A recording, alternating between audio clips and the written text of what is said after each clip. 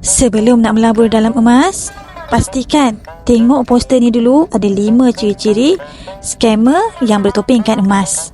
Pertama, keuntungan tak masuk akal. Janji keuntungan 70% hingga 100% setahun sangat tak masuk akal. Kedua, terma sentiasa berubah-ubah. Nama skim pelaburan emas pun berubah-ubah dengan pelbagai nama program yang ditawarkan. Ketiga, produk bukan subjek penting. Emas dan harga emas semasa tak penting. Apa yang penting, letak duit dan dapat pendapatan tiap-tiap bulan.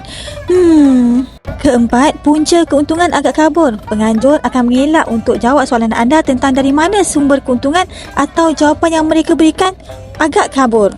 Kelima, kaedah marketing meragukan. Aktiviti marketing mereka menunjukkan duit berlonggok-longgok ataupun tunjuk duit berjuta-juta dalam akaun bank, bukannya emas.